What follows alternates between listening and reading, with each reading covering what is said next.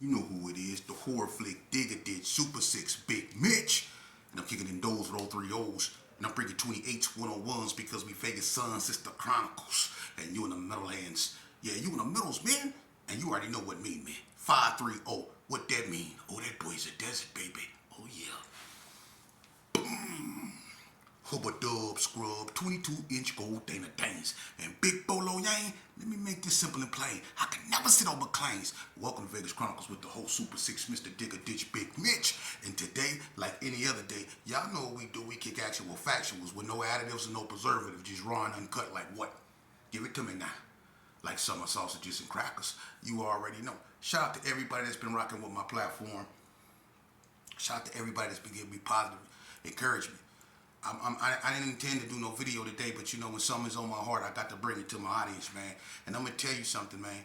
It's looking bad for us as black people. Now you might be saying, oh, he finna do me a old cry me a river ass story. No, this ain't that. This ain't that. This harsh reality, like castor oil. This mental medicine that y'all need, man. Because when y'all go on these other platforms, you know what you get? You get stories of people who live their life just like I have, who grew up, joined gangs, did the unthinkable, and either spent the rest of their time in a penitentiary or got unalived. But the primary, let's just say, the main thing, the core of everything is this: they always get told on. You know, and people always want to propagate that telling is frowned upon, telling is this and telling is that. Telling is a part of this culture, unfortunately. But let's get to something serious. Y'all see what's going on, but obviously y'all not getting the memo because black people just don't care. And you know, it breaks my heart to say this, but we don't get it, man. We don't get it. We as a people, we don't get it. We tear each other down. We don't support each other. We talk behind each other backs, and we plot to undo what some of us have already achieved. We plot to tear them down. And this is why people disrespect us and they frown upon us. Because out of all the opportunities that we have, and we have golden opportunities like right now, why everything is all in disarray, why that orange man in the White House got everybody mad at everybody. This is an opportunity for us to get ourselves together. For real. But what do? We want to sit back, twirling our dreads, beating on our chest, trying to figure out what Lil Boosie doing, or trying to figure out when No Limit and Cash Money go have their verses. This is what we on. And I'm going to tell you why we on that. Because people, I'm not going to say everybody, but it's a shame. It's a large part of our community that want to go out there and loot. That want to wait till it get real bad so they can go out there and they can tear it up. They want to do that lawlessness. That's what drives them. They look for that. They can't wait for that. For everybody to get together and start tearing stuff up and they can get away with what they want to do. See, you got a lot of people that want to do that. But see, when all that's said and done, like every other ride, from the Watch riots to the Rodney King riots, from Hands Up, Don't Shoot, I Can't Breathe, Black Lives Matter, you think about all them protests and marches, when people tow up stuff, burn down stuff, they own stuff, and then what do? They start turning on one another and taking what look they had. That's what we always do. We burn down our own community. And then we beg the white man to come back in there and build it back up for us. And in the process of that, we turn on each other. And everything we didn't took and then we didn't loot it, now we taking it from one another. That's the type of people that we have become, man. And you wonder why we ain't never gotten nowhere. You wonder why we stagnated, because we the same type of people that told a black woman who held us down during real racial times in America, know your history. Everybody look at Martin Luther King. Rosa Parks was the spearhead of the civil rights movement. A black woman that refused to give up her seat. She kicked that off. And it's the cold part. You know what happened to that woman that changed the lives of so many people? Black people, brown people, people that came from other countries up over here that enjoyed the freedoms they had. You know what happened to her? She retired to a little old bitty home, I think, over there in Detroit, where people that looked like her robbed her. And the owner of Little Caesar's Pizza, a white man, came in and bought her a house and took care of her to her in the days. But we as a people, look what we did. We robbed the woman that risk her life to give us the basic rights that we have right now. And we ain't up in arms over that. We ain't up in arms that black women are being found in the bayous over there in Texas. We not up in arms over that. We not up in arms over that. But I tell you this right here, I bet you everybody that hear me know this here. Oh, somebody put a knife to Diddy neck when he woke up. Y'all know about that. And y'all don't get it, huh? I'm going to tell y'all something, man. This is an evil government. For real. It don't matter who in office, blue or red. It don't matter whether Democrat or Republican. This is an evil government, man. I'm going to tell you something they did. See, you might look at Las Vegas and wonder what happened to Vegas. I'm going to tell you what happened to Vegas. It was a point in time in Vegas around 87. It was something going on. It was new music. It was a new culture being ushered in, mainly from California. Colors. That movie came out. It changed a lot, but let me tell you something. What happened in Vegas? What kicked Vegas off? I'm going to tell you. The government. What did they do? You would have thought that Vegas would have been tore up when the Gersons and the West Coast Bloods went to war. But that wasn't the case, although there was brutality. It was mainly on the west side, and it was contained between Herbert Gerson, the Pyrus, Playboys, and the West Coast Bloods. That's who was funking. Then all of a sudden, this new game called the Donna Street Crips come out. But what made them so special? Well, they're the only gang that had train tracks running by their neighborhood. The freights. Donna was armed by the government. Everybody remember when Donna got them guns off that train. And Vegas ain't been the same since then. Donna was really the first gang that had fullies like that. Donna.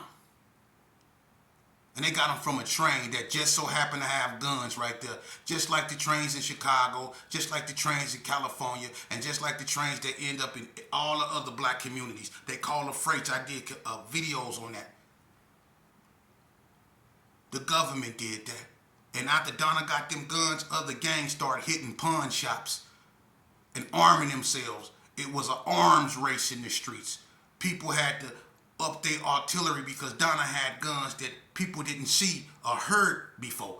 They had fullies. So people, the Gerson had them, the 60s had them, but other gangs didn't have guns like that. That's why during 87, 88, 89, you seen gangs sprout out and you seen gunplay really erupt, especially in the north.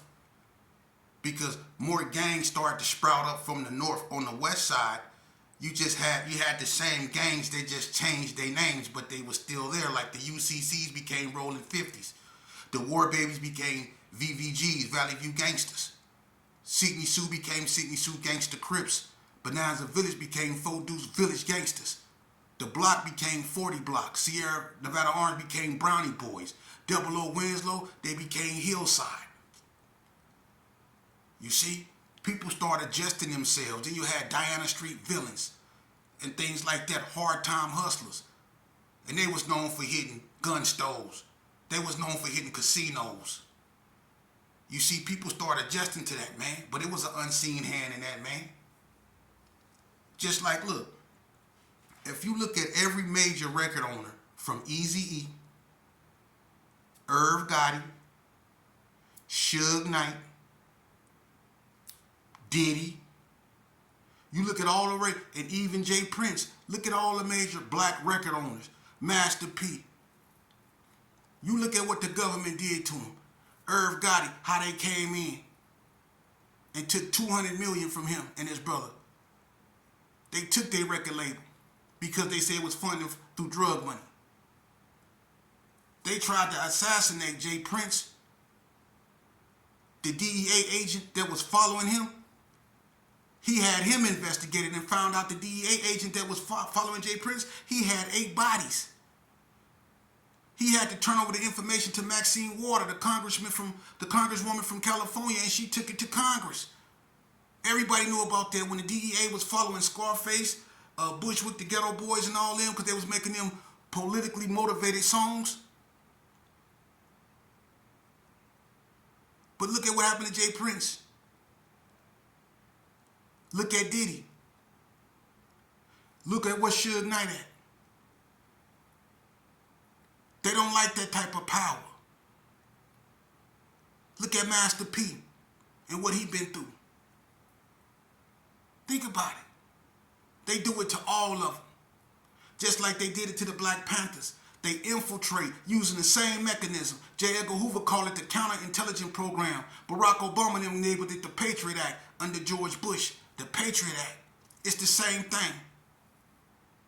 They just changed the name. The FBI under the Patriot Act can come in your house when you're not there and wiretap your house.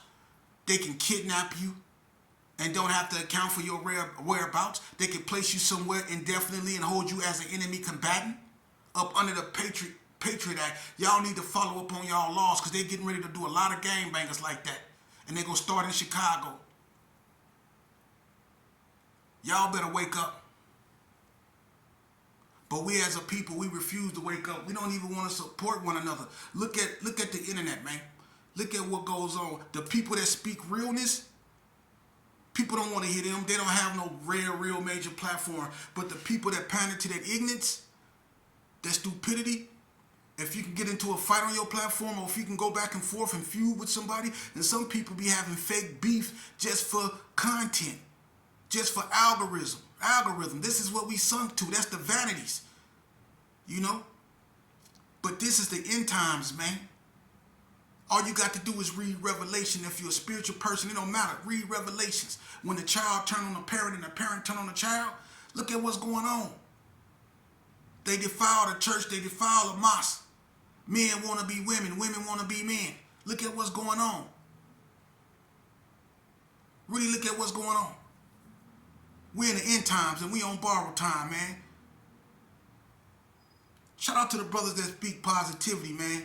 Shout out to the brothers that, in spite of the fact that when they throw something or have a gathering, people don't really want to show up, but that don't discourage them. They still have the heart and the will and the wanting to push forward because they know, you might not be able to take everybody with you, but you go take the right ones. But we as a people, we ought to be ashamed of ourselves, man. Really look around, y'all, man. It's really time for y'all to take a somber look, not just at yourself, your life, but take a look at your community, man. Things are about to get bad, man. It really is, man. Some people are not going to get their SNAP benefits, and some people laughing at that like it's funny. It's funny that a woman can't feed her child, a woman that ain't harmed nobody, a woman whose only crime is existing. It's wrong for her to feed her child. It's funny when she can't feed her child.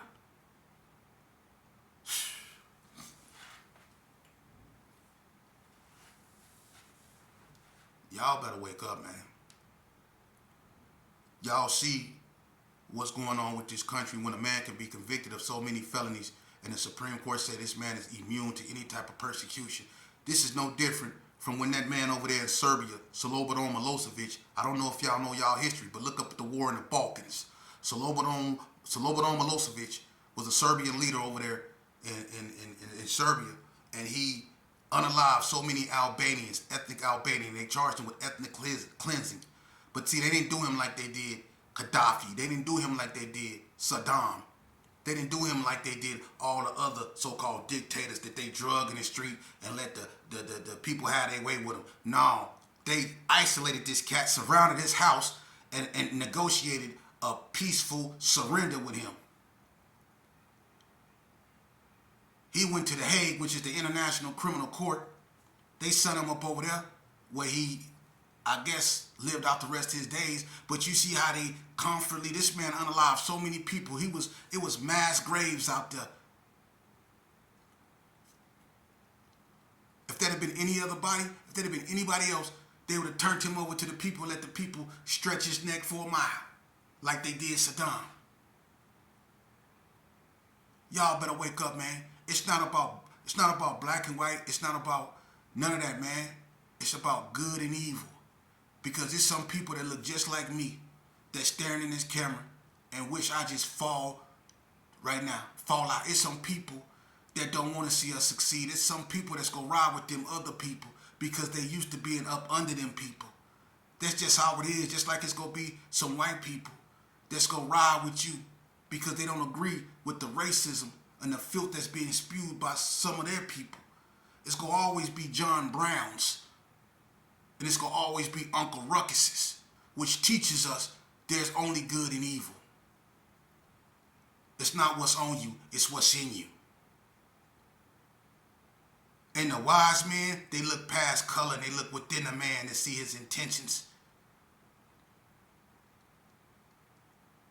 Because a lot of y'all can get distracted, confused, and even did in by looking at this, letting this define you, or we all black, so it's like that. No, Jesus said it best. Just because I'm among thee, that don't mean I'm of thee. That's why you have a lot of commotion and chaos in the black community, because it's a lot of us not for us, and we have to come to that harsh reality. It's a lot of us that jump a black woman. It's a lot of us that rob a black woman. It's a lot of us that will literally punch a black woman like a man and knock her out. When have we ever been that savagery? That's sickening, man. And you wonder why we ain't getting nowhere. We don't have the will or the wanting to get our kids out the street. The pastors need help. The grandmama can't do nothing but clutch the cross and rock back and forth in a rocking chair and pray. Because it didn't come to that. We ain't getting nowhere as a people. We live in delusion. We worship drugs. That's our God. We follow up behind fake gangsters that do this when they go to jail. Fake gangsters living off a reputation from the 80s. I mean, they gangster in reality don't go no further than the pose they do. Whether if it's like this, whether if it's like this, whether if it's like this, however, that's as far as they gangster go, the way they pose it, because you get past all that, they ain't nothing. They ain't nothing. Because any man that put all this, and all this before himself and his kids or his family, for real. Black people, we got to get it together. I'm not going to bore y'all with my rhetoric.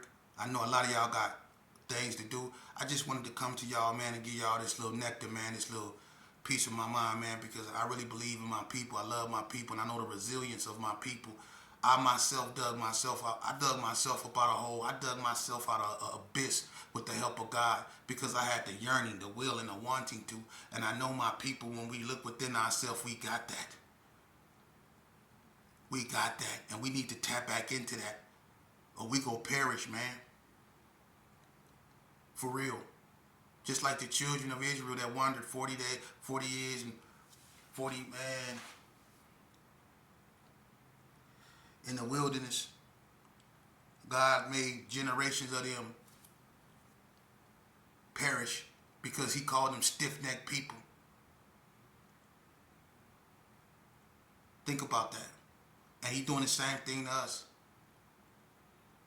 We over here in the wilderness, just roaming like lost sheep. Everything continuously just repeating itself, repetitive. Think about it. The cycle of violence, the stagnation, the depression, the anger. It's just a continuation of it in our community. And it's only getting worse. You see? And we're losing our youngsters. Look at the rappers. Look at how many rappers we lost. So many young rappers. Look at how many of them we lost. Look how many youngsters we didn't lost. Think about that. And you can see what's going on, man. And until we get right with ourselves, which is getting right with God, because to get right with God is to get right with yourself. And until we do that, we go stay stagnated. So I challenge you, brothers, man, to dig deep, because we're going to have to. If you don't do it for yourself, do it for your child. They deserve a chance to live. You did. You got this far. They deserve a chance to live. You got to set your ego aside and quit letting your ego navigate your reality, because that's the problem with us as young black males and older black males. We thrive off egos, and that's unfortunate. And unfortunately for us, egos just don't go away. You have to ignore them because they're a part of your life. You're born with an ego. You know, but the ego can be your greatest. It can be your greatest hindrance. You can't get rid of it, but if you ignore it, it'll go away. Meaning it's okay to be comfortable with losing battles when the war is your life. It's okay to walk away from a fight. You know you're not no punk. You know you're not sorry. You know what you can do. It's people who have low self-esteem that always got to do this, that always got to prove that they tough, that always got to be the loudest, that always got to try to instill fear in other people. Because without that attention, or without them, without that type of form of stroking their ego per se, they're nothing. Their self-esteem is minute, and that's real. People thrive off their self-esteem. They thrive off egos, man. Because without that, without you, let's just say people, if people didn't fight, if people wasn't allowed to harm each other, how many people would really even come outside? Because a lot of people only came outside to fight, to bully people, to cause chaos. We all got them in our neighborhood. A person that grew up, every time they came around, people just couldn't stand to see them coming. I was one of them. Because I live to hurt people. I live to create chaos. I live to rob people. I want to see the fear in your eyes. I want to make you scared. I want to watch you cry. Why? Because deep and down inside it was avoiding me. Because I was a little black kid who felt that I didn't have no father figure. I was forced upon a woman and didn't nobody want me. So I was angry and I ran around and I took it out on society. Didn't no white man do nothing to me. It was a white man that told me I wasn't an N-word. You see? It was a white man that told me what an N-word was, what it really meant, and it was coming from them. And he looked at me and he told me, Mr. Watson, he said, you too intelligent to be an N-word. And that's coming from a white man, a hillbilly in Elko. You see? So it's not about black and white. It's about good and evil. And don't let nobody tell you that, because I don't care who you are. If you young and you got a bunch of homies, do me a favor. When y'all all out and they doing what they do, you don't do nothing. Stay sober. Kick back and just watch. And you'll see the demons. You'll see the demons. But don't look with your eyes, because your eyes will deceive you. You see? Your eyes will easily deceive you. That's why a lot of us end up in prison or under that grass. Think with your mind. Look with your mind. That's why you have a third eye. Use your third eye. Look with your mind. And you will never be deceived. Remember that. They throw it up in your face all the time. All the learned men that run this world, they know about that third eye. That front pineal gland. They know about that. So remember that. Watch your homeboys, not with your eyes, with your mind. And sometimes when you watch them with your mind, you know what you do? You listen. Shut up and listen. And the demon go expose itself. You see? But if you in there and you in the ritual with them and you getting seduced with the vanities of your lower self and you drinking and you doing all that, you're not going to be able to see it. Because you're going to be vibing on the same frequency they is. You have to sober up. They'll reveal themselves to you. See your baby mama, the one you beat up because she telling you your homeboys ain't nothing and you get mad at her because she right? Or your mama who always on your helmet asking you about people you with because she just know from the first time she see them that they rotten? You better take heed to that, man. Y'all take that for granted. Y'all turn on them behind that. And that's why we're in the situation we in now. You better start taking heed to that. Because y'all take something a person that you never met will say on a radio or on a music. She shot, boom, boom, and I shot, bah. As you can see, I cold smoked this. Y'all take that and really run with it. But when somebody bring y'all some real reality, like your mama or your baby mama, when she tell you you shouldn't go, they ain't no good, you don't want to hear that. But y'all let Lil Wayne tell y'all it's a milli. Or if he don't do nothing, he'll ball. Because he's a little duffel bag boy. Y'all believe in that, huh, little duffel bag boy? Look, y'all be blessed. Y'all be safe. Put your family first and God over everything. It's that time, man. He calling all his troops. So either you go stand or you go fall. But one thing for sure, it's going to be God. It's going to be God. It's going to be God. Amen. Amen.